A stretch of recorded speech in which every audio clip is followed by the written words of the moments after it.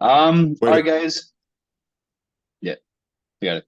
All right, guys. So you already know me, Keaton at the.intellectual.muscle. You already know Brian Harris or Scotty. We have a special guest here today, and that is, ironically, the name is Chad, which is the that's right. funniest thing. Is that your That's actual me, name or man. not? Yeah, government name, Chad, CHAD. I think literally built for this. Literally built That's for right. this. Absolutely. good to have you, Chad. Um, Nice to Thank you have you guys on, so buddy. much. Thanks for having me on. Thank you. Appreciate it. So instead of me giving your intro or having Scotty give your intro, why don't you just introduce yourself to the fans, the viewers, and just tell us what you do?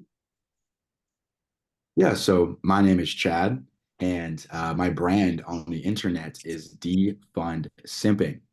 And I just create content all around self-improvement, online dating apps, approaching style, just trying to give guys a guide because sometimes they may have not stumbled upon your content or anybody else's content. Sometimes it's crazy. I'm actually someone's first introduction into any self-improvement content, which is crazy to think about. So I try to give them you know, put them on the right path, right? As far as how to, navigate this new dating culture so they have the right tools to be successful. Okay, awesome. That was kind of going to lead me into my next question, which is like, why do you do what you do? Which you kind of Yeah, answered a little bit because you just started off. I mean, some people just start off with self-improvement, but yeah, if you have anything else to extend on it, why yeah, do you do it? because I needed me when I was young. When I didn't even kiss a girl till I was 18, and I didn't even have sex till I was 19, and I didn't really become who I was until maybe 25, 24, and I needed someone that I could go to because I feel like a lot of men feel like they should know women, and if they don't, it's a bad thing, and it's something that men don't talk about. I remember my friends in high school were getting girls effortlessly, like every weekend at a house party, Friday, Saturday, new girls every time. And I'm over here like, dude, how are they doing this? It's not like, that's what makes you cool in high school. I get it, but it's just like, damn, like, can I get one? Fuck. Like, Yeah, yeah, yeah, you know, and I yeah, yeah. wanted to and I wanted to act like, oh, I like they asked me, oh, bro, like, how you doing, girls? Oh, bro, like, come on, you know me. Like, come I'm on, doing bro. great, dude. Yeah, yeah. I I'm doing just I just fine. left one, and yeah, I'm texting another one, and Yeah. So it's something that most dudes won't really raise their hand and ask for help. So by them scrolling aimlessly on TikTok, right, and they'll see my content, it's like, oh shit, I didn't even know I had a problem until now. yep, So yeah, yep. Okay. That's interesting, man. The, So, like, did you start at like so 19 was the age. That was the same age for me too, man. Yeah, at the time, man, it just felt like that was light years beyond everybody else. I felt like such a late bloomer at the time. It was very much so. it was almost like you said, man. I could definitely relate to that. How it's almost an embarrassment, like something you don't want to talk about. Like it just eats at you like so much. And I think the conditioning is like get in good shape, get the car. Like that's just what people tend to tell you. Because even the friends, like I had friends as well who were getting late in high school, like my little circle, but they really didn't know too much like what they were doing, anything special. They just either had that killer instinct, I guess. But like the difference was it was just not accessible. There wasn't like it felt weird to reach out for any serious help, and back then there Oh, really for wasn't a sure. lot available. Yeah. Oh, I agree, yeah. So man. just A lot of that. Definitely a lot of that. And yeah, that was me too. I remember for the first time when I heard alpha male strategies, my friend put it on in the car as we were driving. And in my, okay, there's like those memes where there's who you are on the outside, then what you're actually doing. So when Mm. AMS was playing in the car, I was just like, shit, like, I ain't listening to this guy. But me, I'm just Yeah, yeah, yeah, like yeah, taking notes because it's like, dude, everything he's yeah, saying not to do, I'm doing. And that's yeah, why yeah. I'm struggling. Right. So yeah, it's definitely scared for God. That's a man thing in general, like struggle in silence. No one cares. So they can reach out to somebody that they see on TikTok or Instagram and who can help them out, they can relate to. That's dope. Yeah, yeah, for sure. yeah. So it's funny you said that, and you kind of stole the words too, which is I identify with the exact same thing. For me, I think I kissed my first girl at 18, 19 or something. This is gonna sound maybe I don't know if it's gonna sound like maybe sound good, but I had my first girlfriend at the age of 17, 18 or something, which by the Nice. way, bipolar schizo fucking psycho bitch that fucked me up for life. So Oh wow, it for wasn't life. like a really, Damn. yeah, yeah. Well, as in not really, but you know what? Like as an 18-year-old going through some, I didn't know any of these things back then. So as an 18-year-old going through all of that manic crazy shit, I just expected, is this how people are? I didn't really know. Oh my God, this chick is just fucking psycho, you know? And when I Absolutely. say for life, I mean like for like a very long time until I realize how people are and this is how people should ideally behave and, all that kind of stuff. Anyways, yeah, kissed my first girl around 18 or something. Did not lose my virginity until like 21, 22, despite dating that girl for like 3+ years. I don't think I've ever mentioned Now, this part before. Yeah, yeah, I know. so my question is, since you were a virgin, which is totally fine, but were you, was this something you wore on your chest or something you kind of kept on the inside? What's that? Repeat that again. Is this something that you wore on the outside? Like people talk to you about having sex and go, "Oh, you, how about your sex life?" "Oh, bro, like Oh yeah, yeah, I'm a yeah. No, it virgin." was inside. Oh yeah, no, no, Oh, so never, you never. kept that. Because Okay, obviously so it you was kept like that. a, yeah, 100%. Yeah. And I wouldn't like mention because I wouldn't necessarily lie like, oh, our sex is great or something. I would just be like, no, I'm not saying anything. I'm hush hush. I'm a gentleman. I don't kiss and tell, all those kinds of Yeah, things. it's like, come You on, know bro, what I I ain't gonna mean? tell you, bro. Relax, chill, bro. Yeah. Yes, like that. And they would obviously kind of infer, not infer that I was virgin, or the opposite. They would be like, oh, okay, he's getting some. And that would be good for my ego. And I'd be like, oh, cool, Yeah, I can maintain my image or something. But that's what you said, right? I needed me when I was like 18, 16, 17 or something. Because kind of even like the That big Tate brother, brothers, right? like that I was yeah. gonna say I was kind of like the Tate brothers. Even like if I had another brother and be like, bro, I've been with this girl for like X many months or whatever years and we've never had sex, he would like immediately be like, what? What's going on? And then you would go somewhere. But I didn't have anyone, and it was like a shameful thing. So I never mentioned it to anyone or anything either. And then eventually after I broke up and then I started reading some books and I was like, oh shit, this is what I did wrong. This is what I did wrong. This is what where she was like just psycho and I should have understood that or but that was like much, much later on. It's Um funny about, again, this is an assumption. I may be incorrect, but I know for a fact back when there was like the So Suave community with Real Tomasi, right? That was completely secret. Everyone had usernames, profile pictures Mhm. of like anime characters. It was on the Yep. hush. You don't speak about it. It was almost like Fight Club. You just didn't speak about it, right? But nowadays, Yeah. a kid can be scrolling TikTok looking at Fortnite videos. Boom, Andrew Tate pops up, right? yeah. So Yep. people are kind of nowadays forced, not forced, almost like it's like shoved in their face. Before you had to like, Yeah. so swap. What's that? Oh, it's just form. Oh, where can I find it? You had to like actually go look for it. Whereas nowadays, self improvement, RP, whatever you want to call it, is now put in front of your face and it's being consumed at a much higher rate now than it ever was before. And to someone like me, I would think that's kind of like suspect if I was first starting out because it's like there's so many people that like There's you know deep down inside that they're seeking clout as well. Like they're trying to get their views up. So there's like two different people. You have to be able to see through that and be like, yo, could this guy genuinely help me out? And does he have my best interest in at heart? These other guys, like I worked under Brad Pitt, like the underground dating seminar. He kept his anonymity, like no one ever seen him on the internet or anything. And I don't know, I felt safe with like I don't know, like I felt like he was coming from a genuine place. So I just found it a little bit more trusting, and I guess guys nowadays it's a double-edged sword. They have tons of access to all sorts of good material and there are good coaches out there, but it's just like again, it's oversaturated and they definitely have their difficulties too. The young guys who are looking for serious help. Yeah, man. I think if anything, in any industry, there's always oversaturation.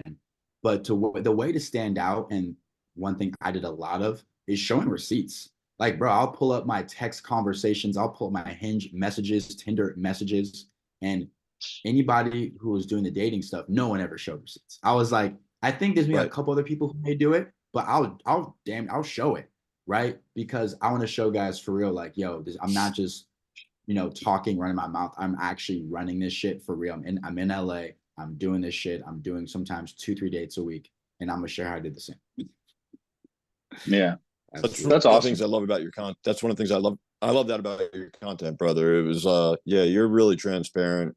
You show them like every little detail. I mean, you're right. Nowadays, you get access to that stuff. Back then, you really had to rely on, lay reports, blogs, and things like that. It's way more like in your face, like you said, dude. So yeah, but not everybody's still doing that today. Yeah. I mean, that's one of the things that separates you from the rest of the guys.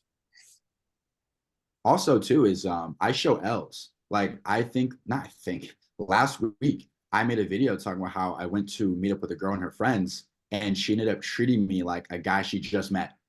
Like, as in, I get to the bar and I offer her a drink because she invited me to meet up with her. I got her a drink. And instead of her being next to me, hip to hip at the bar, she's like 3 steps behind me, right? Almost like you get me the drink while I kind of sit back and like let guys see I'm the hottest girl here.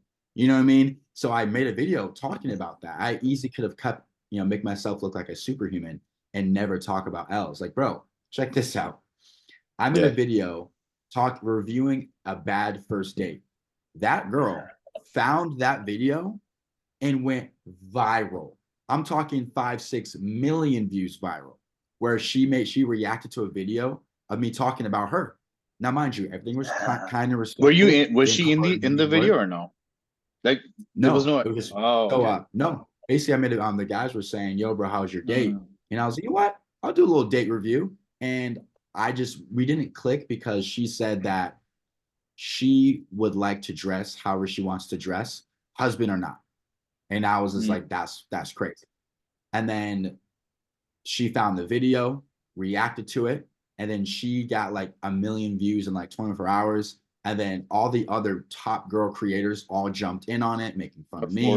Right. Of course. So so it's like I've been probably the most transparent. Like, nobody on TikTok, I don't think, that I've seen has been dragged through the mud at the rate I have been. Or I know one other guy, I do, but again, I think I was even more transparent because I had receipts. An actual girl was saying I was out with this guy right here, and she made a whole video series about it. Did she have a following up at that point, or she was an absolute nobody? No, bro. She had maybe like 5K views. 5K followers.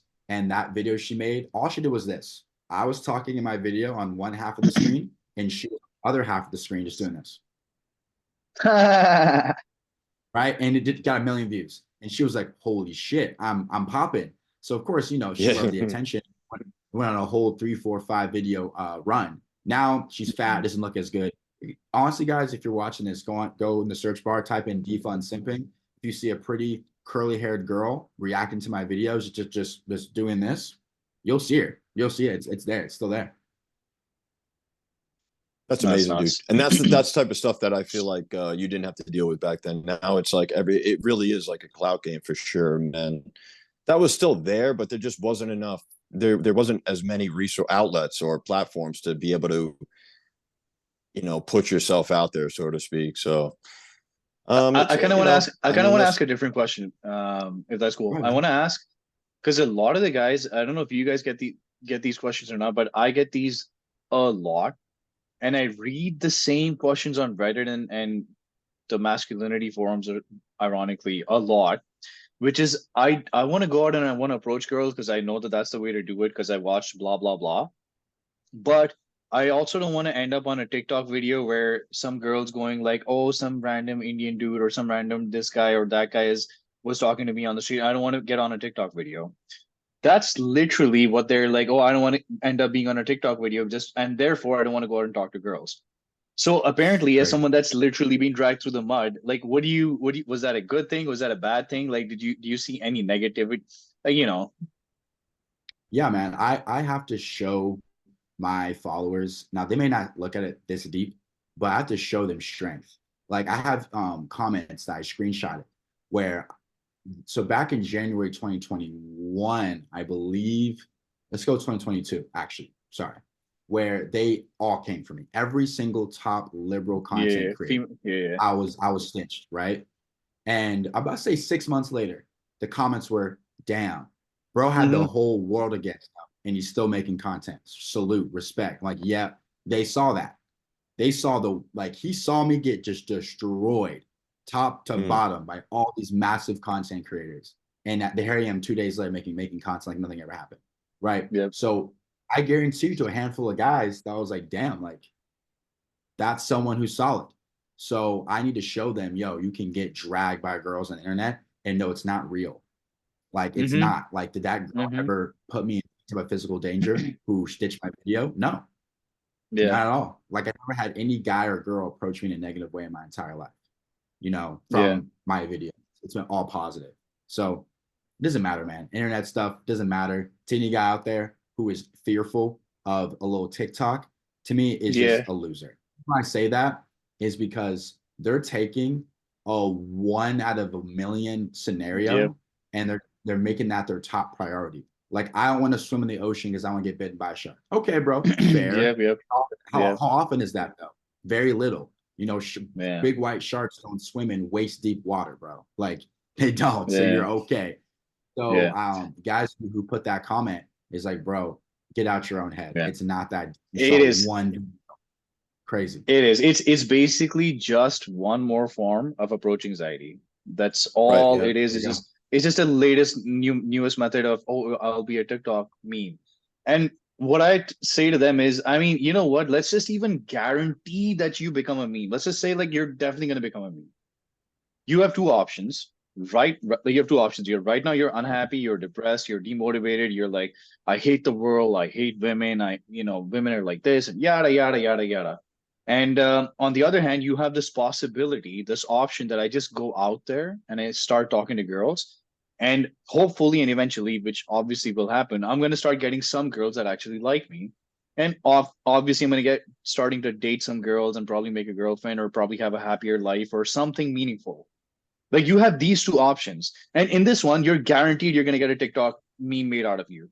I'm like, would you rather just live here for the rest of your life, always hating people or something and living in fear? Or fuck it, make one TikTok meme out of me, but at least I'm going to go live my life and actually get what I want in life.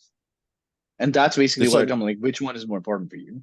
Yeah, it's like no risk, no reward. And I do think there's a lot of overlap between like Chad, let me ask you a question. Were you doing, up until this point, you had a lot of experience under your belt with, approaching girls and overcoming AA or whatever.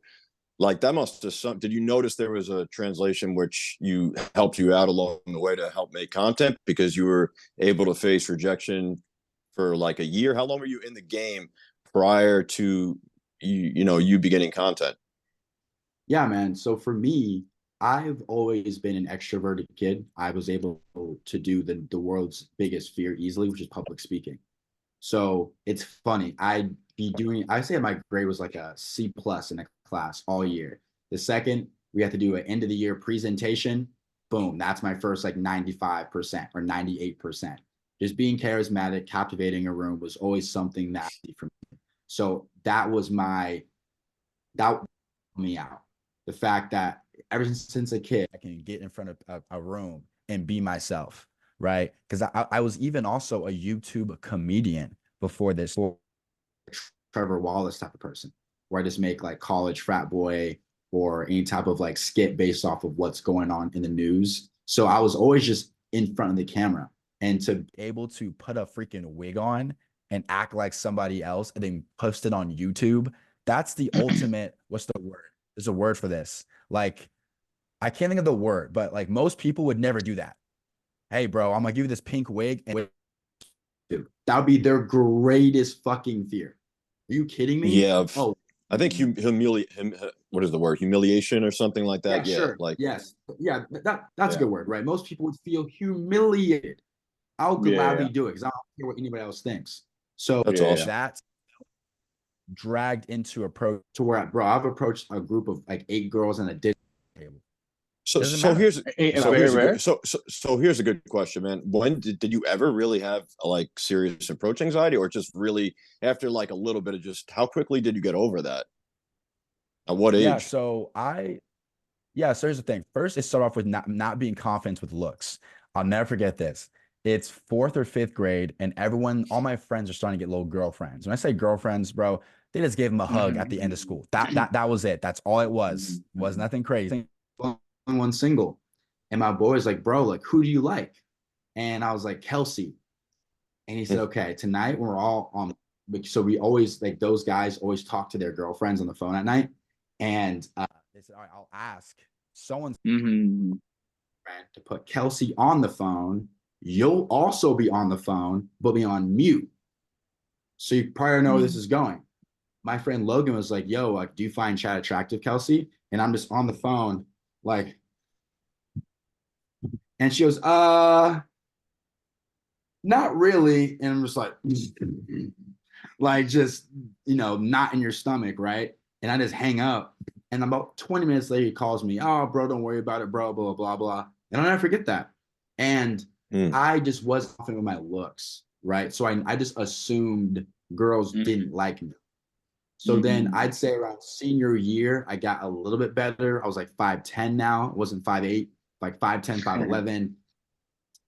But my whole first kiss story was a story in itself, but I needed to be more confident with how I looked first. And once the looks, I felt confident in my looks. That's around late 18 and 19 and 20. That's when I was able to put it all together. I just needed confidence. I didn't have any in high school.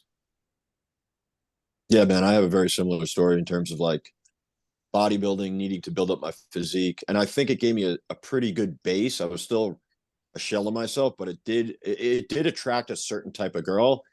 And eventually I just had enough courage to pull the trigger because they made it so easy for me. So like I could definitely attribute a few lays and girlfriends initially before any pickup or cold approaching, like to just, my physical appearance alone and working, hard to step on stage. And, my mentor at the time said, like, you're going to get a lot of girls' interest just because you're showing a lack of interest.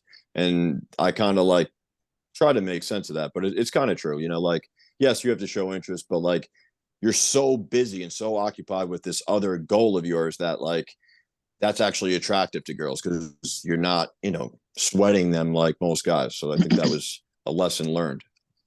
Yeah, that was my biggest drawback in high school. I was like, wait a minute. I'm whatever girls said they hated, and I kept note of this when I was young.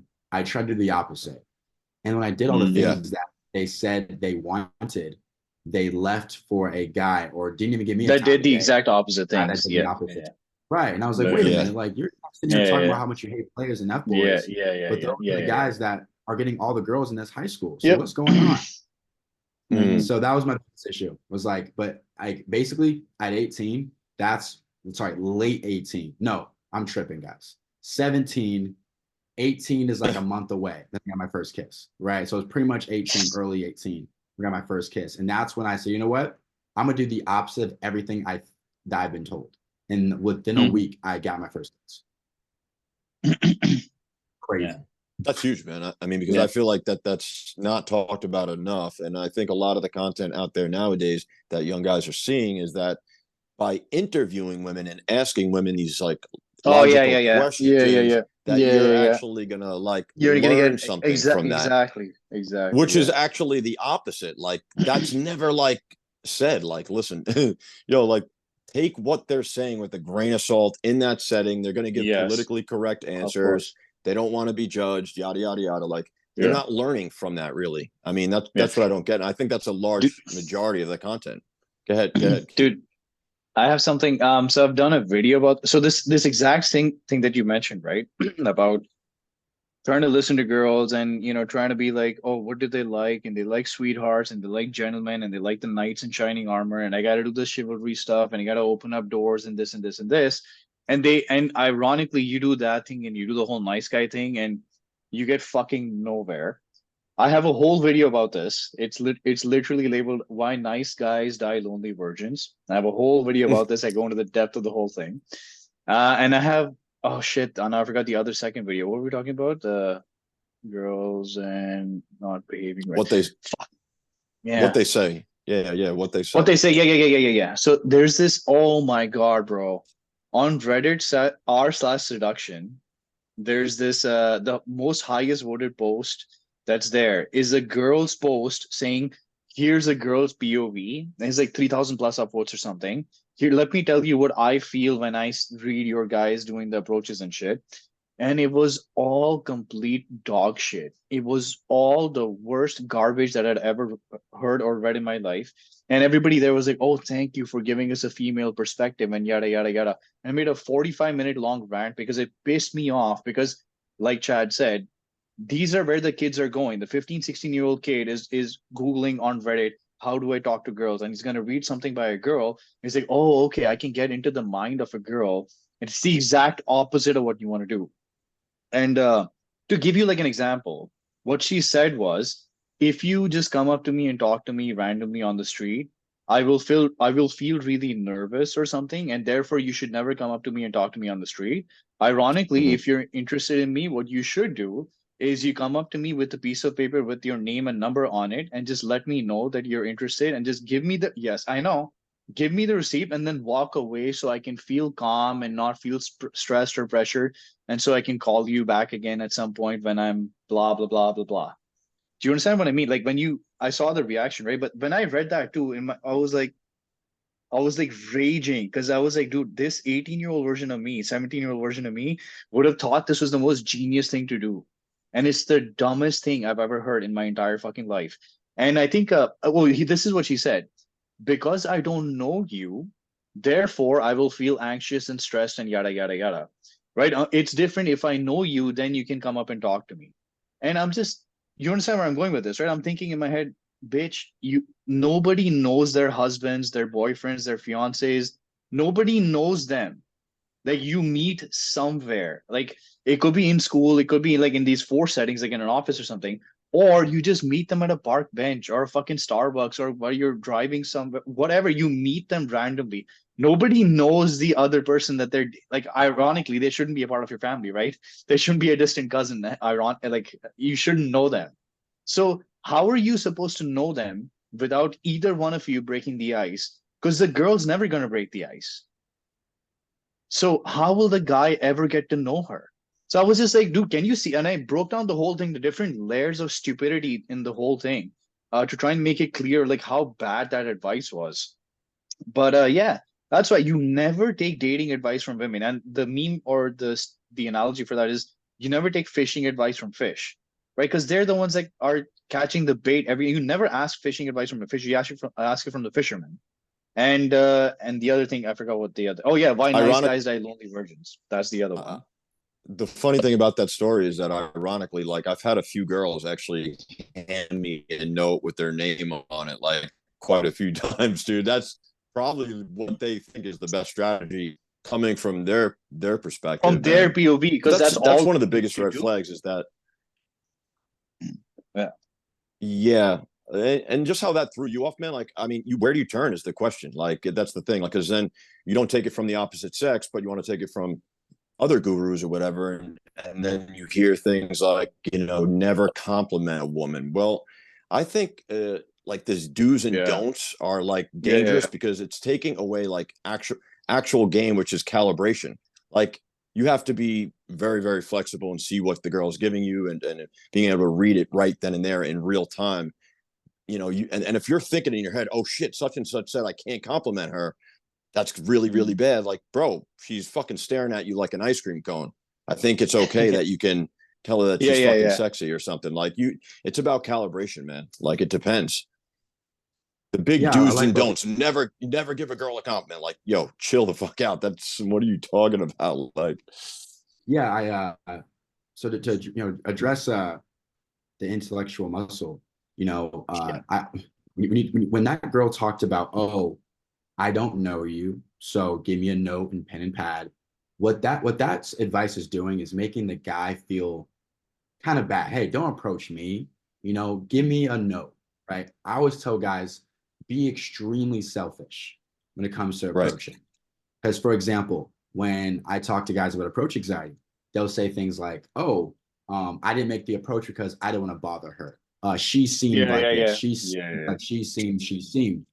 And I'm like, Mm-hmm. bro, I don't care if a girl is at a restaurant with her family. And actually, that's the only time when I have an approach when she's with her mom or dad. Because that can get awkward. But most of the time, man, like I'll approach a group. I don't mind. It's like if I want her, my whole mentality is I much rather go home going, damn, walked up to 5, got shot down, but hey, I did it. Yep. I did it. Yep. Versus home going, damn, what if I approach that group of 5? So I always tell guys, rejection is a form of like clarity. Because I guarantee right now there's a guy coming to the gym to see his same gym crush for a year. And as he's working out, he sees that cute big booty Latina girl on the freaking Stairmaster. And he's like, damn, I look at her every day. Does she like me or not? But he'll never know because he won't make the approach. There's some taboo line about not approaching girls in the gym. There is some invisible rule about that you shouldn't do it in the gym. I shoot my shot, bro. I've met porn stars at the gym, and I'm cool with it all because of it, right? So I shoot my shot anywhere I want. There's no boundaries in life. I go wherever I want to go. I do whatever I want to do, and guys should start doing that, man, for sure. But now over to Brian's point about the calibration. That's so important because you're right. I gotta watch a guru here, here, here, and here. And that may work for him. No validation. No dates after the second date she didn't hit. May work for him. But calibrating it to who you are is the most important thing. And I don't want guys to become like just basically a mock of somebody else, right? I'm not gonna lie. I was the no validation way for a cool 6 months to a year because I was getting started. I didn't know any better. But then I realized, okay, if I shoot this girl a compliment and that makes her uninterested in me, I don't want her in the first place. Like, it's like, oh, don't text her back quick. Wait an hour. I'm like, dude, if I text you back in 5 minutes and that makes you disinterested, fuck off. Like, bye. And that's unfortunate, man. I feel like back in the day when we were learning, it was like pickup was like the only resource, right? So there was none of this like rhetoric in which, you're having logical discussions about male-female dynamics like that. That almost is a different lane. That has nothing to do with really pickup. And you find yourself, if that's all you're consuming, getting involved with, like, I think you said earlier, Chad, like you were discussing that with a girl about like something you said about how she was like not gonna change the way she dresses with her husband or like these red pill talking points and bringing them into pickup is like kind of a gray. It's kind of like a thin line to walk. And I've never heard that stuff when I was learning from just like the PUA from the early 2000s. Like they weren't discussing these matters. It was all about getting the result and getting, sleeping with more women and doing whatever it takes to actually get more girls. And I don't know if that like helps in any way possible. I guess, I don't know. It's never translated. You know what it is? All, really. You know what it is, Brian? And I think Chad might know this more than us, maybe, because of the amount of work that he's done in this field. What it is it's all for the guys that, in my opinion, don't want to take any action, but they want to feel like they're doing some work. So they're always there sitting to consume more content. So these people are just creating more content out of nothing. Like, for example, like I'm a bodybuilding coach as well, right? Bro, and you've been a bodybuilder, and I think you lift as well. I saw one of your jacked arms TikToks or something. Bro, building muscle is very basic, dude. Lift heavier weights, progressive overload, eat somewhat decent, eat a little bit of protein. Like it's very basic. Do like a calorie this much up, calorie this much down, do some cardio, that's it. But you know what I mean? Like all the industry has exploded with Mike Israel's randomness of fucking advanced complexity of bullshit and some other guys. I saw this thing FART, full active range of tension, fart, like FART. I'm like, what am I reading right now, dude? Just like lift some weight and do the basic shit. But these guys just have to keep creating more content because there are guys that are consuming endless content. Right. But the guy that just is like, let's say the guy's busy, he's a businessman or something, he's busy. Yo, bro, just tell me what do I need to do? I don't care just tell me what to do. I don't care about the nonsense. Just tell me what I have to do. And the coach or someone's going to be like, yo, do this many sets, these many reps, eat this food. Exactly. That's it. And that guy's just getting the results with this much. He doesn't give a shit about the PhDs and the 30 fucking years of fucking bullshit research. He doesn't care. He's just getting the results. And I think that's what it is, even in the pickup industry or something. Yeah, there's a lot of it's almost like say self-improvement is like mental masturbation. They Yeah. just sit and watch content but never really implement. And one thing I will say, what makes it hard for guys to implement is that their friends are losers. Man, the amount of Yes. men that I've talked to Yes. that don't have a tribe, bro, listen, take any guy that struggles with girls, bring him in my circle, who go, okay, this is how they're dressing. Within 6 months, new wardrobe. Oh, this is what they're saying. Like, put them around hyper masculine guys that just get it and they'll change. But when I always say, hey, bro, do you go on the weekends? No, not really. Well, where are your boys at? Oh, I don't know, man. They kind of just, play video games, or they're taken, or they're just not fun. I'm like, damn, can't relate. Yeah, for sure, man. It's hard to find a tribe, definitely, man. And these digital tribes are like, that's like the second best option for these guys. Second best. I do think so. It is the second Yeah. best. Yeah, I think it is like a decent replacement. It's obviously the best if you legitimately have real guys around you that are into the same shit. But honestly, digital stuff is a decent.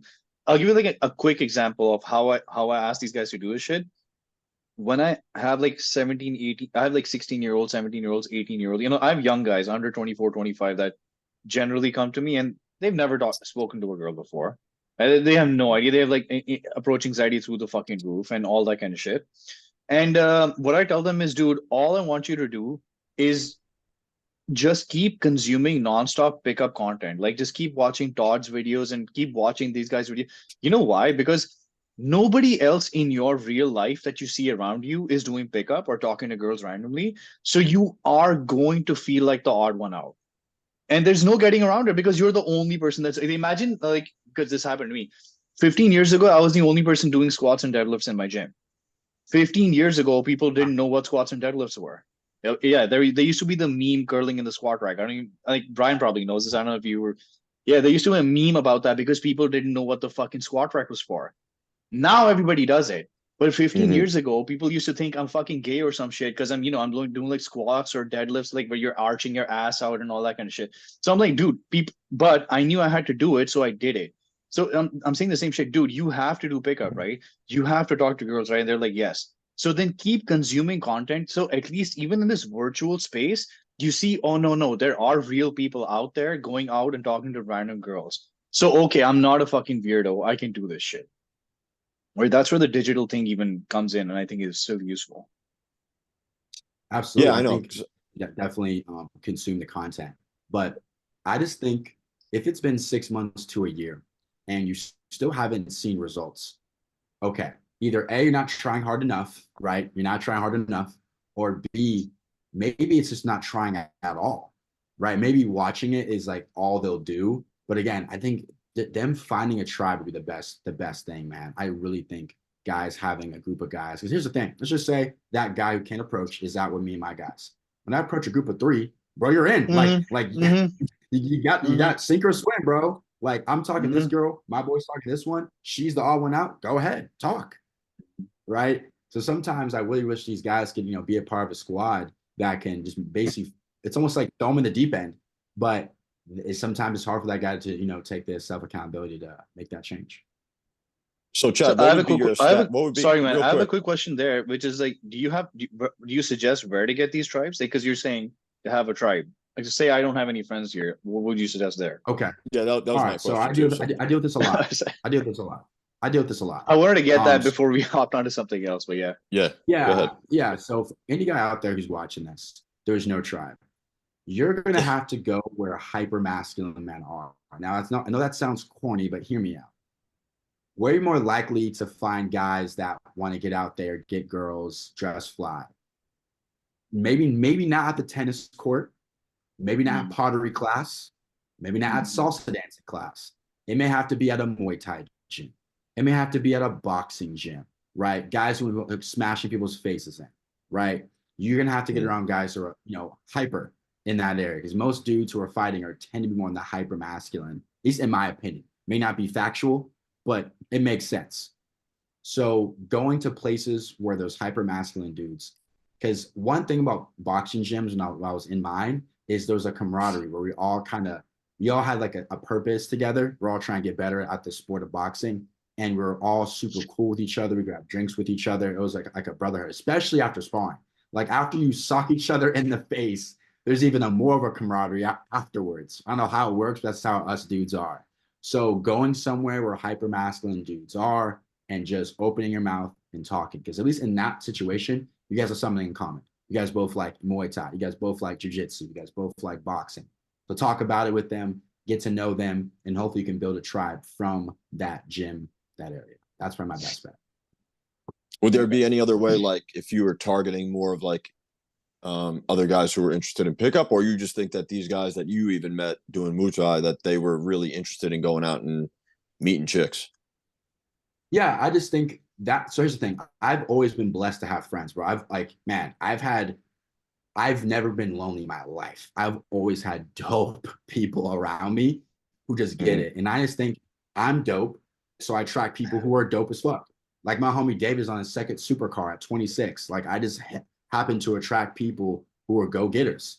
And I'm one. So it just makes sense. The energy just comes off of me and attracts them. So I've always been in a good spot. Another place I can think of too, especially if the guy's wealthy, car clubs. Car clubs, man. If you have a freaking AMG, okay, maybe getting that Benz AMG car club. Now, could those guys be nerds? Absolutely. But hopefully you can find a couple good ones. Because I'm not saying just because someone has a dope car, they're a dope dude. No, they like that could be their only flex. I get no bitches, but I have a nice car. Did you have to move to LA? Was LA like, did that really speed it up for you? Where'd you grow up, man? I was in Orange County, so Laguna Beach area. I was pretty much raised in Laguna Hills from 4 till 27. I'm still 27 because I moved to LA last year. But yeah, I was in LA only for a year and a month, honestly. Next month will be a year and 2 months. But OC was where I was most of the time, and that's where I did most of my developing, in that little rich, bougie Caucasian suburb. Nice. Right. I have one alternative that definitely does work. Nice. I don't know if you know about these guys, but it's very simple. The Bumble BFF side of the Ooh, I app. never heard of. Okay, I never used that. Yeah, go on. The thing is, sadly, I haven't used it either. But it legitimately works, and it's been getting better and better, like for years now, and it's really good now. Yeah, I have other guy friends that meet gym training buddies there, and literally pickup partners and stuff there, who are into pickup and actually do this stuff. They actually go out and talk to girls and all that kind of shit. Really? So it's yes, yeah. I know. I just never Cool. did it because, well, I never found a. I know. Yeah, That's you awesome, actually get dude. legitimate people that do it. Yeah.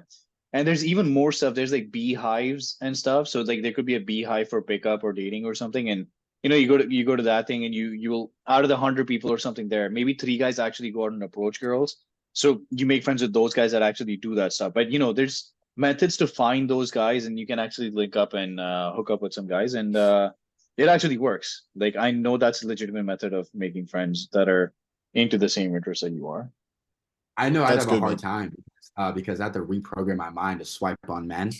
Because it's like I see a guy and I see the Bumble app. I'm like, wait, like, am I gay? Yeah, Like, yeah. no, it's just Bumble friends. It's Bumble friends. Straight. Yeah. So that Bro, takes the some. other It day, has man, it has a different profile. It has a completely different profile for dating and this and this. Oh, okay. For sure. Yeah. here's another resource. I haven't used it yet, but I actually do like Uber part-time. And the other day, I happened to pick up 2 pretty hot girls and one other guy, and they're like, I'm like, I just got to chat with them. Like, how'd you guys meet? And they're like, you have to check out Orlando, like, single socials. I'm like, really? Like, yeah, just join the group. And it's like, yeah, we could just link up, and that's how we all met. And they seemed pretty close. They just were all going to the club together. I'm like, that. I was like, I would never fucking think about shit like that, dude. Because just like Chad said, man, growing up, and I was fortunate enough to be in a very good location, I just always like had people that were down to do stuff, or like, it was never that hard, bro. So, it's different for each person, especially all this stuff is kind of for not if you're in like a really fucking rural hick town, dude. It just gets harder and harder and harder. Yeah. I agree, man. Yeah, I never would have thought about these Facebook groups about Orlando single dating. There's probably ones all over the country, But now again, I'm not trying to All right. one's parade, right? But groups like that tend to attract lonely people. Now, I will say some Right. people are lonely for a reason. Maybe they're on the spectrum. Maybe they have maybe they're just weird people, right? Because there's a couple people who joined my Discord, and I've only had to kick out 2 people, and I can tell they were borderline on the spectrum, where it's like they were so mad at life that they just joined my Discord trying to, I think he dropped his dating app profile. Guy's like, hey man, all your photos are mean mugging. Maybe try smiling. It's like, smiling?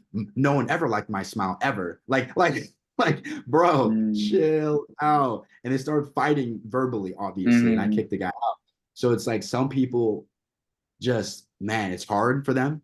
But hopefully, for somebody who's watching this who wants to get a better tribe, try it out, try them all, and see what works best for you. That's great stuff, Ben. Yo, so I have a quick question, Jed. What would be like, just walk us through like one of your, your day-to-day, like walk us through step by step what you would do. Saw a hottie and you wanted to get her number, whatever. How would you do that? Just walk us through. All right. For sure, man. So let's say I go out a lot, but I don't drink. Really. I'll have one drink. So yes, I'm outside, but I'm not intoxicating myself. I go to bars where they're almost all free. So a night out will cost me like $25. A drink at the bar, and I'll get some food afterwards. Pretty. So I'm now out here, advocating for guys to go out all the time. But anyway, that's not the point. The point is this. If I see a girl, I try to put myself in her vicinity. What does that mean? So she's standing here. I'll try to be in this area, in this zone where she can see me and see if I catch her looking. And I'm not going to be like this, like waiting for a sparkle. No, I'm be in her vicinity, using my peripheral vision, trying to catch her looking. And let's say 5 times out of 10, I do catch a look. Okay, 1 was lucky, so I can get a second. 2, okay, green light. So then I'll go over and I try to be strategic in a way. Let's say she goes to the bar. Perfect. I will now put myself next to her shoulder to shoulder, right? So I'm in the bar acting like I'm about to order a drink. I'm not, right? And I'll be next to her and I'll say, hey, you having a good night so far? And that millisecond, I can tell if she's interested or not. If she looks at me, 1, 2, turns the shoulders, I'm in. But if she's like, oh, good, thanks, I'll walk off. That's it. Call it a night. Now, mind you, some people may say, no, bro, like keep it going. Listen, as a guy that's been approaching girls for a long time, when I see the sparkle, it's on. When I just get a, yeah, no, it's not. Now, could I kept it going? Oh, what's your name? Where are you from? I'm not about to have this conversation. She's like, oh, I'm from here. Yeah, Jessica. Yeah, just out with some friends. I've seen guys do that from across the way, and it's like, bro, stop. Absolutely. Just because you did not mean to finish it. I made a whole video on YouTube and a couple of videos that it went pretty viral like 100,000 views, right? Where I said, this is how I can't talk. This is how you're gonna reject girls. What do you mean by reject girls? Yeah, if you walk up to them and they're not, it's okay to walk away mid-set. It's okay. I do it all the time. It is. One time, I walk up to a girl and I'll finish the question. I didn't catch that. You said you said if you're not interested, walk away mid-set. I didn't hear that part. Yeah. So basically, what I'm saying is, if you're feeling like she's just not interested. Oh, gotcha. Okay. This guy on TikTok who's going viral. He has Ray-Bans on and he's recording while he's walking to girls. And now he's not attractive, so it makes sense. 9 times out of 10, when he opens his mouth, they go, yeah, huh, yep, and right back to what they're doing. He's doing day game, like he's at a mall. So a girl be shopping. Hey, what's your name? Oh, Jessica. Right back to shopping. 9 times out of 10, which means they saw him and they were like, okay, he's not attractive enough for me to care. So I'm gonna go right back to what I'm doing. But anyway, let's finish the conversation. So let's just say I do get that. I get that sparkle in the eye. I get her to turn her shoulders towards me. All right, now I'm cooking. This is where I tell guys have a script in a way, and I'll explain. It's not about how you open, it's about how you transition, right? So even when guys approach me, yo, bro, I love your videos. Hey, man, thank you. I appreciate that. They're like, I'm like, oh, so what's your name? It's like you approached me and now I'm Right. leading the conversation. That should how it be. You approached me, right? So I even see it from how guys do it to me. They approach me, thanks, man, I appreciate it. And they're just like, so it's just like you have to have a script. So for example, I'll say, you from around here. The reason why I ask them if they're from around here is I want to get location. Like, are you, it's like this. This sounds kind of crude, but we're men here. How close are you so I can fuck, or how far away from you? How far? Or if you're traveling, what's my timeline to fuck? Like, I'm just being real. Oh, I'm visiting. When you leave tomorrow? Okay. Probably won't work. Where you live? Oh, LA. Okay, what part? Santa Monica. Okay, cool. That's 15 minutes away. That's cool, right? And then I ask her, are you born and raised there? Oh, no, I'm from Arkansas. Okay, more information. Oh, Arkansas. What brings you to, big LA? Oh, I'm trying to be an actor. Oh, actor. So I tell guys to paraphrase what they say to let them know you're listening and then ask for more information. Oh, Arkansas. What made you move from Arkansas? Want to be an actor? Oh, be an actor. That's cool. What are you trying to do? You're trying to be like Denzel Washington. Like what type of role do you see yourself playing? Get them talking. But here's the kicker. And the funny thing is that, go ahead, Chad, finish off. But I'm saying, like, you're making a great point right now. Logistical conversation, logistical talk does not have to be separate from like flirting. I see a lot of the guys and teachers say, like, keep it, that's one thing and this is something different, like flirt and then ask questions. No, you can simultaneously do both. I know it takes a lot of practice, but like those questions could be very flirtatious. You could be building sexual tension as you're asking these logistical questions. Like, that's what I noticed. That's like real game. Yeah, man. I'm gonna get into that because you made a great point. So, all right, I just go through a script, right? And the reason why I like having a script is because I never run out of things to say. That's legit, like a top 5 question that we all probably all get as guys that help men out. What do I say when I approach? It's like, bro, like I don't, like, that's up to you. I can't, like, if anything, think of a set of things that you're gonna ask. Anyway, another mistake guys make is, as you know from Brian, from doing this in person, I do what I call babysitting. They will sit there and talk a girl. Bro, it is so much more attractive to go, oh, I gotta go, by the way. What's your IG? What's your number? I'll get back to you, or whatever the heck you want to say. I love that. I know I did a good job. I'm like, oh yeah, sure, yeah, here's my number. It's like they were so into the conversation that it's cut it quick. I gave them just enough. So you're an advocate of getting in and out quick. Like, how long is your average duration? Like, how long does your average pickup go for? All right, here's the thing. It's so situational. So if a girl's touching wrist, chest, when she's talking in the club, she's grabbing the back of my neck and bringing me, this is a chick. I might babysit a little bit longer. But she's being very like, oh, Jessica, what's yours? Okay, cool. Yeah, I'm from LA. How about you? This is just normal. Nothing out, not too flirtatious. I'll just, talk to her for a minute or two. Because to me, because I've seen more success just from talking for a bit, grabbing her information and ducking off. And then hopefully if she's interested, she comes looking for me. Right? Or my favorite is, I'm at the bar. I see her, a new guy approached her, but as the guy's legit in her face, she's doing this. She's looking at me, right? Like, come over to me afterwards, like, oh, he was so annoying, like, blah, blah, blah, blah, blah. Like, how's your night going? Right? I kind of like how I give them a little bit, I leave, and they'll come looking for me.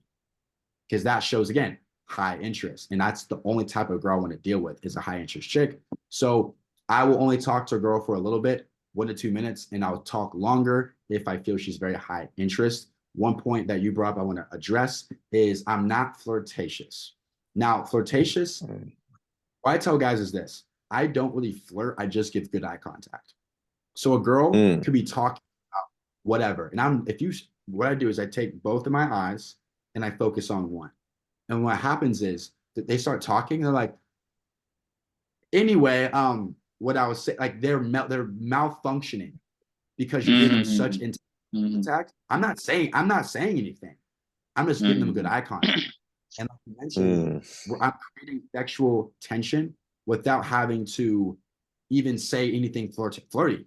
Like, ooh, that black dress, it hugs your head. Nah, bro. I just met you.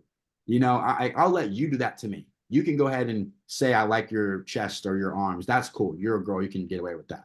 But being overly sexual in the first 10, 30 seconds to a girl can easily ick her out. So I just talk normal, and I may, give her small gestures. I'll touch her wrist. I'll touch her hip. I'll give her good eye contact, but I don't really sexualize conversations. This is so interesting because so many things are so different from what I do. Yeah, this is interesting stuff, man. I mean, but like there's a lot happening here. I mean, like you're looking at this girl almost to the point where she's like disassociating with what she's saying. So that's some big time eye contact. That's some really good stuff. I mean, that, we could just say words all we want. That's flirtatious. You're building a lot of sexual tension. And if you're touching her on the wrist as well, you're obviously gauging her level of interest throughout this whole little interaction. And if she's giving you, giving it back, and you're seeing it, you're not just going to reject, you're not going to go out and leave the set. I mean, you're going to, I would think, like you said, babysit for a little bit longer and see how far you can push it. Am I right with that? If she starts touching you, or you get a little bit back, or why would you eject at that point? That's my question.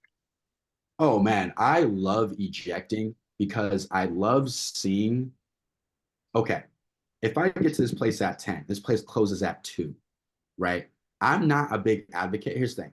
Guys ask all the time how I leave with a girl from the club. I don't even push for that.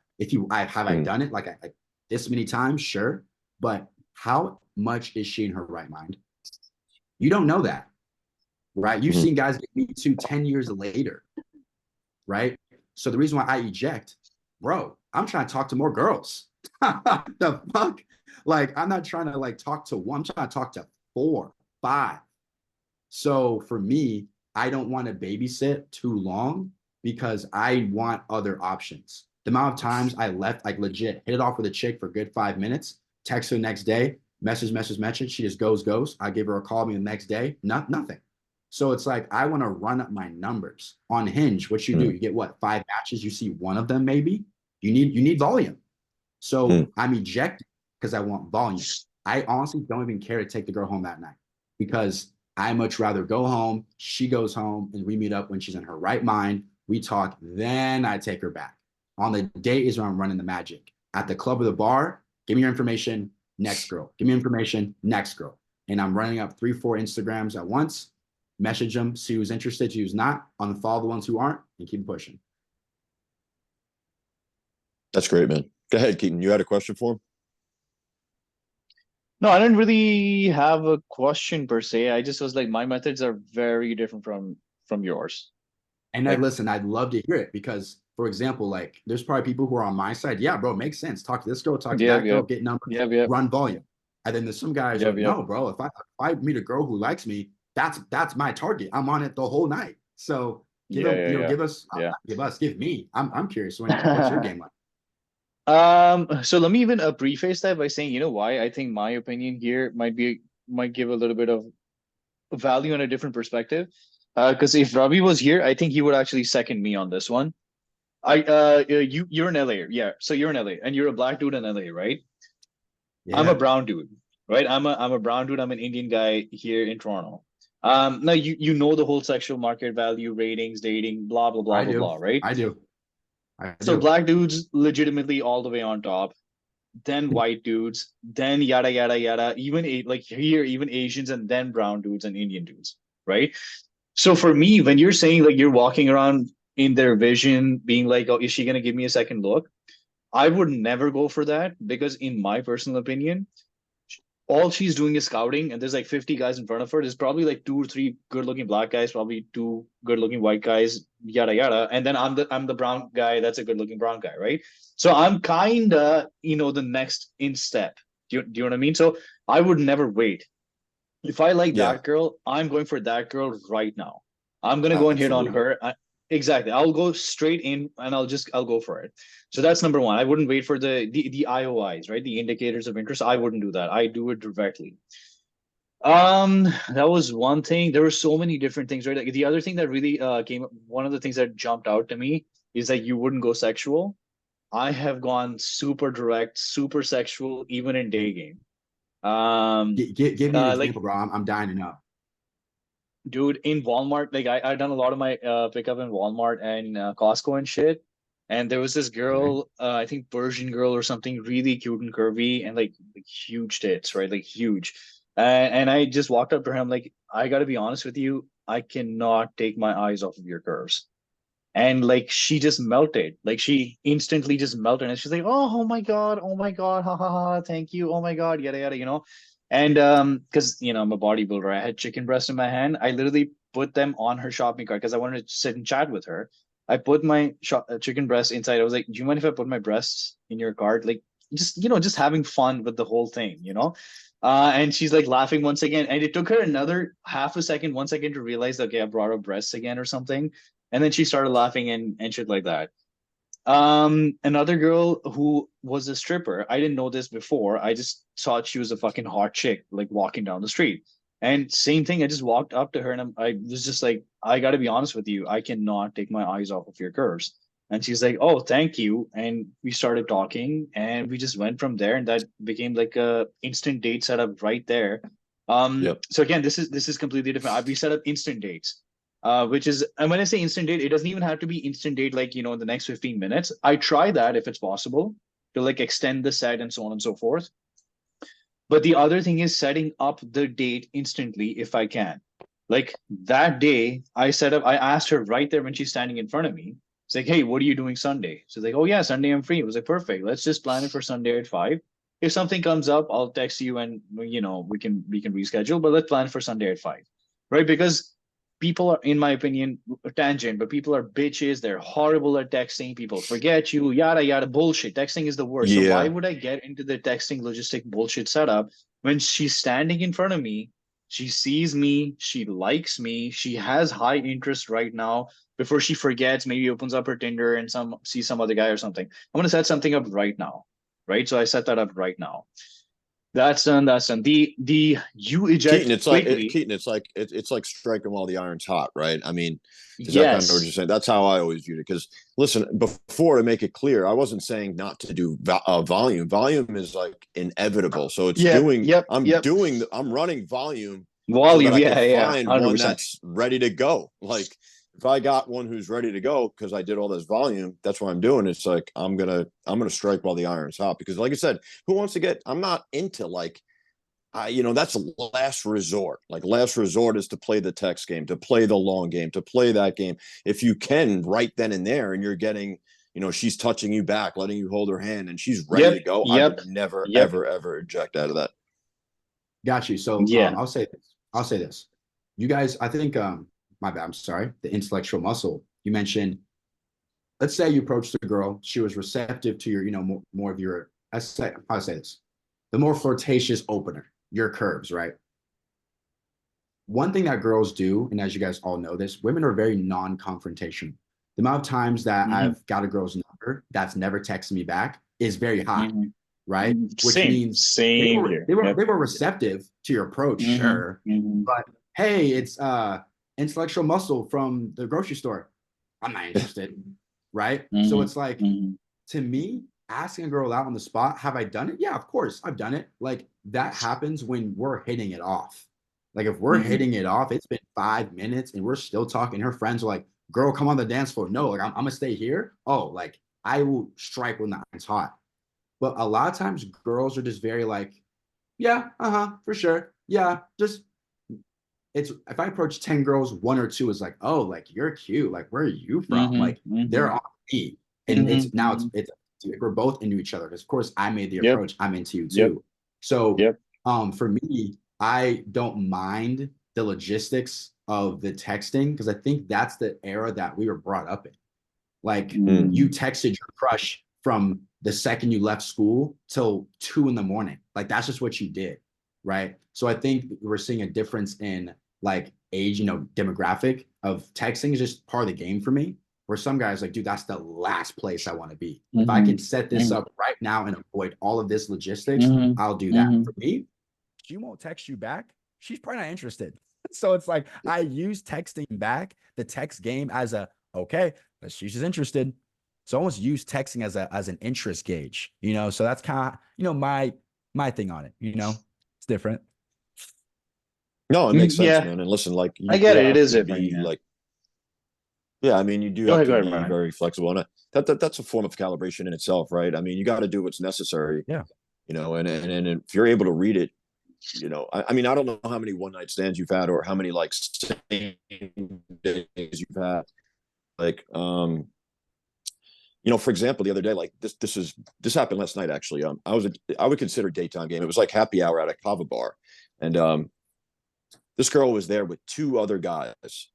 And she was like tough. The hottest girl she was like the hottest girl in there. It was a very hot Dominican girl. And, you know, she was kind of taking, I was talking to one of her buddies. I was like, what drink did your girlfriend get? And I just wanted to put that out there. He's like, she's not my girlfriend, dude. She is pretty hot though. Yeah. So next thing you know, we got into a little bit of talk. I smiled at her, you know, asking some basic questions. She was interested. She was asking me about my tattoos. How many tattoos do you have? And I'm like, come here. I'll come and show you. And she just got up, didn't hesitate, and walked into the bathroom with me. Shut the door behind me. And right there, it was on. There was no like uncomfortability. She was very comfortable. I was like starting to lift up my shirt. I was lifting up my shirt. I pulled her in. I'm like, we look really cute together. I looked in the mirror, and she's like, yeah, we do. We look really cute together. And it was just like, it was just on right then and there. So we looked at each other. Boom. I went in for the kiss. We were both fucking making out. Put her hand on my dick. She starts rubbing my dick. She was getting really riled up. This was in the bathroom while she was out with two other friends. Like, oh my God, my two friends are out there that I came with, those two guys. I'm like, fuck them. So I just kept trying to escalate. And it didn't get past that point, really, to be honest with you. She was just rubbing my dick, and that was it. And she left. But it was pretty dope. Like that's what I mean. Like if I see something's on and girls want to see, like, call your bluff. Is this guy full of shit? Is he really gonna take me into the bathroom and fuck it? They fantasize about shit like that. That book, they do. My Secret Garden, right? Like it's amazing. It talks about all this stuff. Like they want to see if you have the balls to do this type of shit. You know, make this fantasy come true. Like, wow, this guy's actually gonna he doesn't take me into the bathroom and you know, see what happens there. She knew it was on. Like it was just on. It was so cool, man. So like, I just think you got to hit this home that like, if it is there and you're running volume, to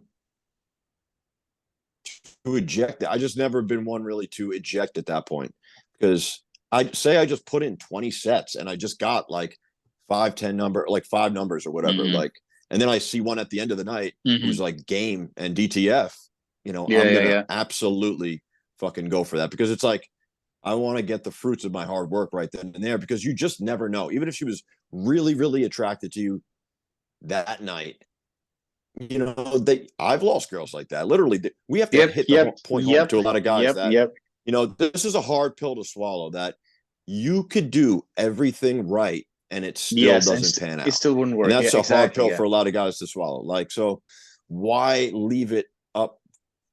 Why put any more added risk or chance? Yeah, that's all. Like, that's my mindset. Yeah, so I have on the nights where I did have a successful one night stand, me at the club and go home, it was like I said, I felt the connection. If I walk up to a girl, what's your name? Oh, Jessica. Did you start on here? Yeah, I do. How about yourself? Just she's neutral. It's not heavy interest. She's not like disgusted by me. She's receptive. That's a eject. But would you even grab the number there? Oh, you do grab it. Okay. I do. I do grab a number, you know, because it's like I'm more like I'll shoot 2 to 3 times, 4 times a night. Gotcha. Like some people may not consider that volume, but to me, it's decent, right? So if they're receptive enough to keep a conversation going for a couple minutes, I'll always get something, and then I'll go and do what you guys hate, which is the texting in response to me, right? To me, responding is interest. So I almost want to test. Okay, you're talking to me because I'm in your face, but what if when I'm not? When I shoot you this message, are you gonna hit me back then? No. All right, next one. So Mhm. I get Yeah. it. But I think So for me though, the last thing I'll scoot it on is I can hear you right now. oh whoa, Chad, you're on mute. Yeah, you're good. can No, you hear you're me good now. now? You're good now. You're We good now. got you Yeah. now. We Yeah. got you now. Yeah. Because I get to run so much volume on this phone, right? So if I wake up to 5 matches a day, I'm not really pressed about ejecting on a set with a chick that's like not the most interested because I have, Yeah. I wake up to 5, right? So I guess Yeah. it's a guy like Intellectual Muscle where he even said, bro, I understand where I'm at in the sexual hierarchy market. I don't have the luxuries of choosing signals, Yep. IOIs. Yep. Like I don't Yep. have that luck. I'm 6'1", 6'2", in good shape, cool hair. Like I have more luxuries. And my boy Austin Dunham, y'all should see his game. If my game is like, whoa, that's different, dude. He doesn't even approach women. Women approach him. His whole Bro, game this is is I'm the why chosen one. this is why it's so important to have customized coaching. Like there's no Yes. other alternative. You really and truly need this is a customized approach. It is Yeah. not a cookie cutter I approach, literally man. I literally said the exact opposite of everything that Chad said, which apparently works for Chad. Like I Yeah, dude. literally, Like, yeah, yeah, yeah, absolutely, man. There's so many nuances to this to each individual person, and that's where like a really, really good mentor or coach could really unravel this thing for you and help figure it out, because Yeah, man. not every approach, dude. And that's what I loved about my coach at the beginning. Like he saw what was working for me, despite he was giving a lot of canned openers and he had a totally different style of game. Mhm. And it just wasn't in me. I was just more aligned with going direct, being straightforward. And he was cool with that. It wasn't like, yo, you have to follow me to the T. Do my He Oh, was thing. hell no, smart man. enough. Yeah. He was Mhm. smart enough to understand that this was not a cookie cutter approach. You have to like see with what works for you, your strengths, your weaknesses, your ethnicity, what girls are checking you out. Like there's so many details to this thing. It's imperative to get a good coach, man. Yeah, I like how you said, for example, Austin, he runs the looks game. Make yourself attractive as possible and only go through the girls that like you. He doesn't even swipe on dating apps. Mhm. He's against swiping on dating apps. I am He too. only I works am too. Yeah, that swipe on. we both are. We all three of us, in fact, kind of are. It's like if you need to use it, you want to use it, sure. But it's like, dude, for us, or at least for me, it's like, dude, when you're going to the club or coming back or whatever else, in transit, do that shit. But I don't want you to do that any other time. Just in transit, yeah, you can kill your time doing that shit.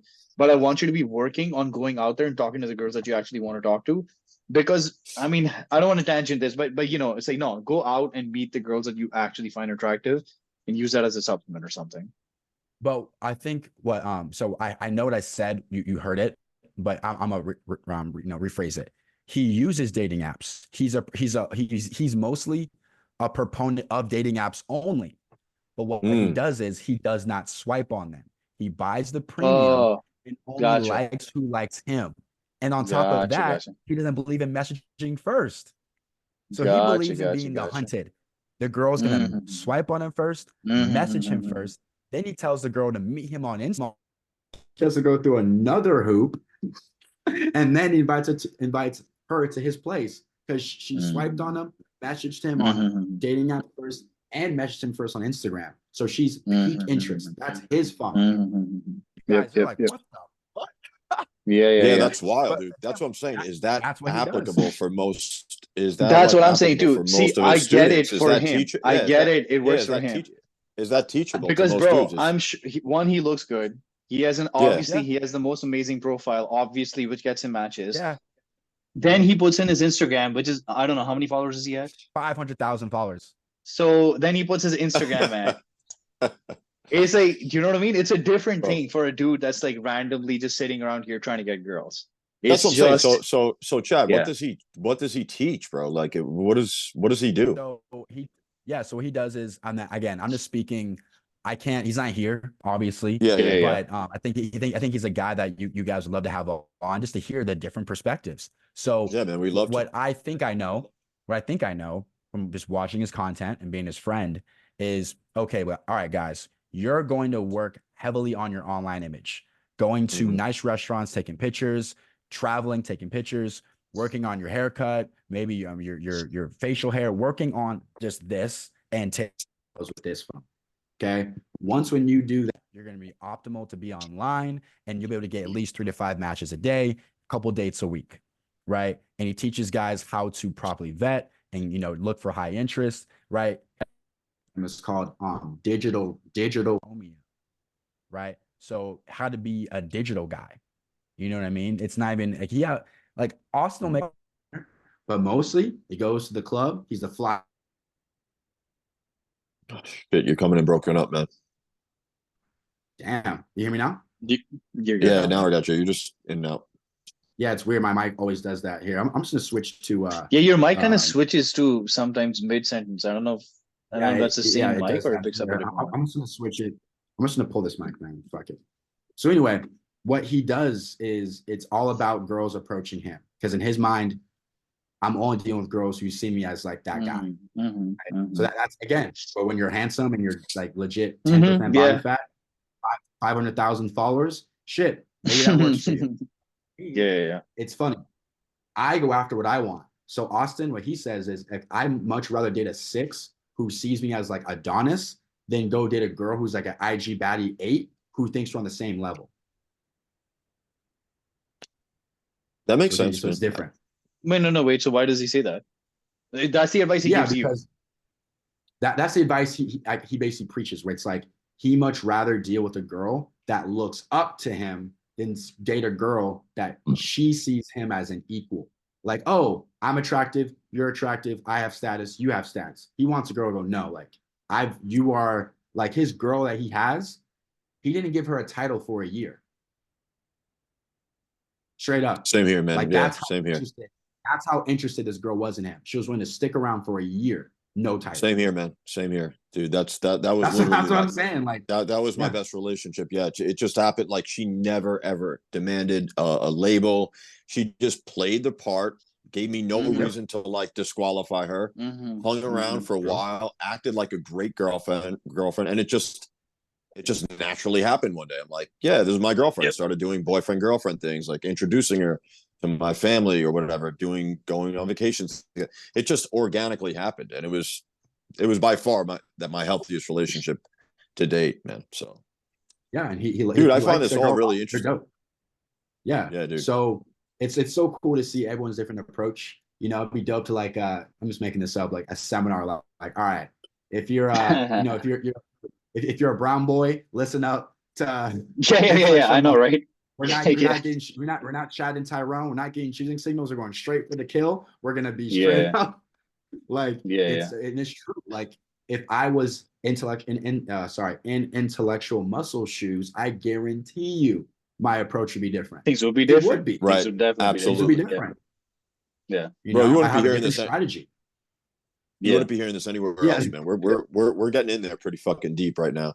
But yeah, that's the thing. Like, and it's funny. It's very ironic, because you would think that Chad or whatever, or Tyrone, those guys actually would go, and if a girl's highly interested, he's going to go in for the kill right then and there. Like, bam.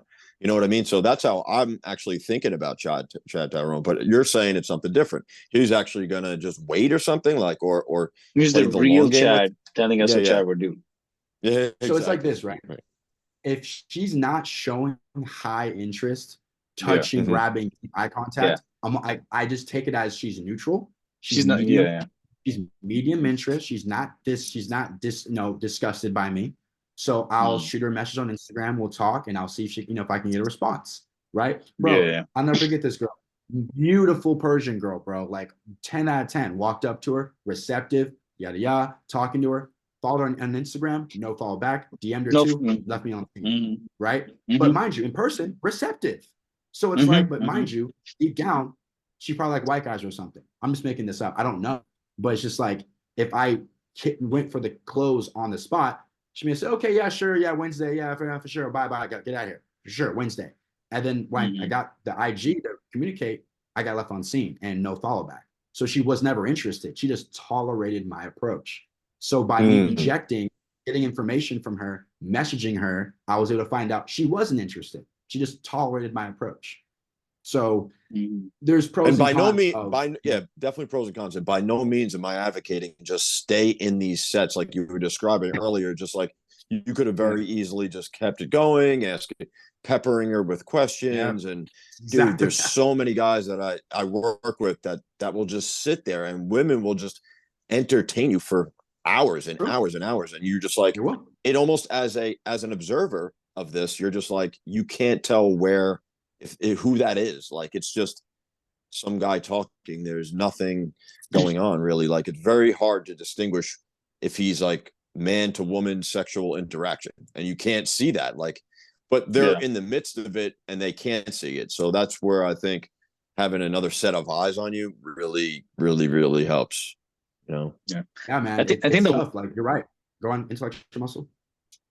So I think the thing that I wanted to say that I think we all kind of agree on, which you keep coming back to, is that the girl has to show interest, and then any of the other stuff makes a difference. And I completely agree with you. See, if she's not giving you anything and you're still talking to her for like 2 minutes, maybe 3 minute max, she's still not giving you anything. She's definitely not interested. She's just tolerating.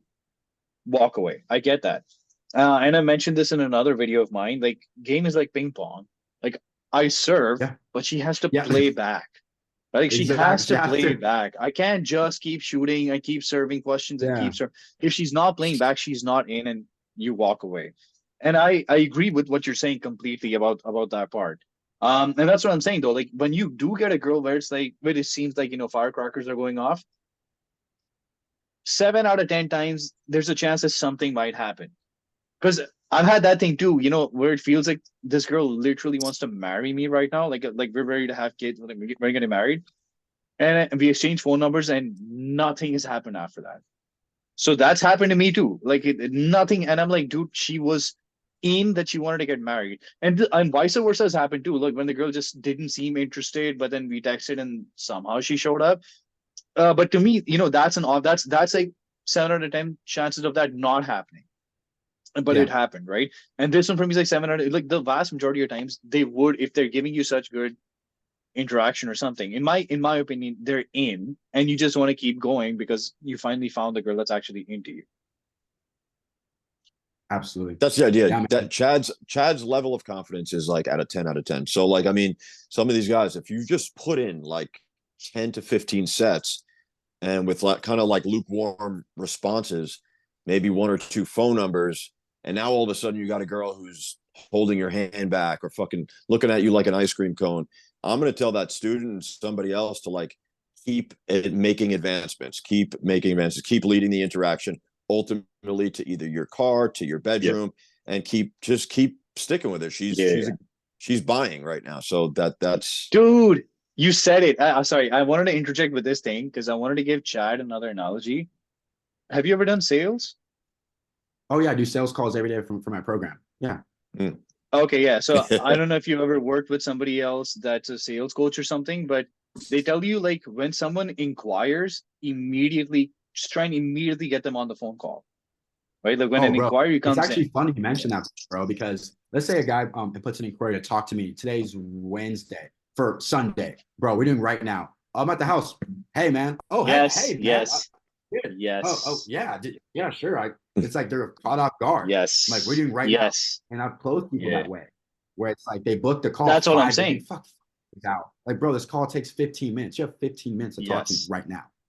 So yeah, Yeah. it happens. And that was my point, was like, dude, because let's say if it's like some guy's going through heartbreak, or he just got broken up, or he just remembered his breakup, or for me it's like some dude just realized that he's a fat piece of shit, like fucking he hates himself. He realized it right now because he went to like a dinner, and somebody said something to him. It stings now, like right now it fucking stings. It hurts, or that emotion, that pain is right now. That's why you want to strike when the emotion's hot, because now is the time that person is going to take the action to make a change, right? right. That's why they buy. That's why that's why you can close, because that's when they're going to buy. To me, it's the same thing with dating too. It's like, now the interaction's hot. So, whatever buttons, emotional buttons I'm pressing, sexualizing this, that, whatever I'm doing right now is working really well. And she sees Katham say, like, she sees intellectual muscles, like, oh, this guy's interesting. I like this guy. What, then she will buy right now. Like, she'll set up a date right now. Can it fizzle out after, it's rescheduling, blah, blah, blah? Yes, possible. Yeah. But that's why it's that thing is like close right now when the emotions are hot and the emotions are high. That's a great funny, point, man. I think we've all left money on the table, whether not go back to your playing, not. Here's the thing, man, to me, it's like, to me, I don't look at how many girls I get as like, I'm so cool. Like, you know what I mean? Like, we all have the skills. Us three can go out to a nightclub and get numbers. That's not like, so it's like, I don't look at, oh, I could have smashed an extra 5 girls last year. Bro, who gives a fuck? I have the skills to do it. I absolutely agree. Yeah. We all have the skills to do it. So an extra 4 girls, man, I'm not like, fuck. As long as I made the approach and I tried, I'm cool with that, Keaton, you were mentioning a lot about like right place, right time. I know Chris talks about that on GLL a lot. That's a huge aspect, man. Like you just, stars and dots align, right place, right time. It does. Yeah. Yes. This whole better and best and this dick measuring contest. Yeah. Like, you know what I mean? It's like, bro, listen, I work with this Asian guy who literally was like a virgin, man. And we went to I think it was in Koreatown, and he took me to one of these Korean nightclubs, and I was literally like invisible to these women. So what? Like, I'm really? Here am I supposed to be this big fucking teacher guru guy, and like he's walking out of the club with 2 fucking girls, and I'm sitting there laughing with the security guy, like, yo, what? Because he was like Indian or something. He's like, yo, forget about it. It's over. It's a wrap in here. I did not fucking exist. I was invisible, dude. So that's the thing. Like, taking out would help. Nah, dude. I don't know. They were there, just like I don't know what the psychology behind that is, but like, I do kind of get it here a little bit in Orlando. I'm used to New York. It's literally a melting pot, but like in Orlando, it's a little bit more segregated. And I've been with plenty of black girls, dated plenty of black girls, but they're not fucking with me as much here in Orlando. Like everybody kind of sticks to their own a little bit here. So I think that was kind of the premise. Yeah. Well, go ahead. Actually, he said it, so I don't mind airing him out. Austin is in Orlando. He lives in Orlando. So that's crazy. You guys can even do like you guys can do it in person, like old school pickup versus because you're more so in person. Let's go. He's almost only online, like we'll make an approach once a month out of like fuck it, I'll do it. So it'd be funny to see like the contrast of game of like I'm an online person, I'm an in-person person, and you guys talk about your strategy. And like, so we would need someone to be the mediator. You'd be over here like, what? You do what? Like, you go to Instagram, then a dating app, then back. Like, yeah. Yo, that would be crazy, man. That would be fucking crazy. That would be epic. That would get a tremendous amount of fucking views, dude. True. We would need a mediator, bro. Chad is somewhere. Like, I feel like Chad's kind of like somewhere. Yeah, I'm in the middle, bro. I run both. You're definitely in between. Keaton's definitely more along my line of thinking for sure, but like that would be great, man. Yeah, if we could set it up, that would be awesome. I actually think I've seen Austin Dunham. He stands out like a sore thumb, bro. Like, in a good way, man. I think I've seen him downtown Orlando one time, just walking around, not even making fucking eye contact with women, if I'm not mistaken. He's got a totally different approach than 99% of the men out there, dude. So yeah, he's figured it out what works for him. So yeah, I would love to meet up with him. Yeah, I think you guys would make a good content. Totally different. It's like 180s, right? It's like versus what you say. And like you mentioned, I'm in the middle, man. I believe in approaching. I like having the tools, right? Of being able to see that girl. Doesn't matter if she's with 2 friends, 5 friends, 10 friends, make the approach. And also super into online because, bro, it's so dope to be working at my desk and then get matches. Like, that's dope. That's sick. Like, I have to dedicate time to go out to a fucking mall here in LA and talk to girls. No, I'm at my desk. I'm on my purpose. Boom, 5 matches today. Cool. Let's go say what's up to all of them. See who wants to hang out. You know what I mean? So it's dope. I love playing both roles, but that in person, I love that rush. The rush. I wanted to bring that up. You go. Adrenaline is the best. The adrenaline is fucking. It's unparalleled. Seriously. I mean, like when you speak to guys who have been away from it or got married and you talk to Chris and reminisce with them and go, he's like, there's literally nothing during that time period that even could compare to like the excitement, the fun, life is just so, and that never really goes away. I feel, I know that guys Oh argue man, like it eventually still, goes bro, away, I but feel you, like bro. it doesn't, that it still goes It to, for doesn't. me, I'm like, bro, nothing can compare to this, bro. It's like jumping out of a fucking plane. It's so, to be able to It's create fun. that out of thin air, man, is like, Yeah. it's unmatched. It's really like Yeah. unmatched, and you Yeah. get rewarded for it too, really. The more you, Yeah, you do. I mean, yeah, the more you do it, you kind of get rewarded for it, dude. And it's beneficial for these types of conversations. That's why, like, Absolutely. not only there's an overlap in there, it bleeds into other relationships as well. Like, I become more magnetic as a person in my social group, my friends. Like, it's helping with my family, like, because I'm actually living it. Like, you're out there living, and the bullets are flying, bro. They're flying really fast, and you got to make quick decisions. You got to get your mind automatically it's that fight or flight. It automatically sharpens up. It's like a good comedian. You're like, you got to stay sharp. One joke is coming after the next one. You don't have to think. That's how I think of it. When you stop thinking about, like, this is when you've kind of arrived, when you have to stop thinking about, like, oh, when to close, when to do this, when to do that. It's like automatic, bro. You're just on fire. Girls are being attracted. Other guys are like, yo, I want to be this guy. They want to hang out with you. There's the benefits are like, oh my God, bro. I can't tell you, man. This is why I'm so passionate about it. And I really think it's absolutely changed my life for the better, man. And it's never going to go away. And like Chad was saying before, staying on your purpose. But the cool thing with me is this, it is my purpose, like working with a guy out in the field and fucking taking him out there. So you're getting the best. I'm loving what I'm doing, helping someone. I'm also picking up a bunch of chicks along the way, because that's what guys want to see. They want to see, they may want to see me demo for like 2 hours, and I have to fucking perform. So it's amazing, man. Yeah, this has been a great conversation. Oh, do you have to run right now, or? Oh, kind of. I probably have to get back to, because I have to edit videos and stuff like that. But I was gonna say, man, this is a great conversation. I like It actually picked up in the past hour. Yeah. It just I like so deep into the last hour. I like especially how the discussion worlds, of the man. approaches. Yes. Yeah, man, it's dope. It's like, and for the audience out there, dude, I hope they're really like enjoying this and being able to see that, like, it's not a cookie cutter approach. That point needs to be hammered home. I'm glad that you asked that question. Really not. I'm glad you asked that question. What does he do? Because I was like, oh, I don't do that. Oh, that one question has led to all of this, bro. It's crazy. Yeah. And it's dope because, like, for example, right? So this is, again, my assumption, right? So for Brian, right? Brian to me is back. How tall are you, Brian, by the way? About 5'11" and a half. But don't tell the girls on the dating apps, please. Don't tell them. I'm like 5'10". Right. So Brian with some good shoes is 6 foot, right?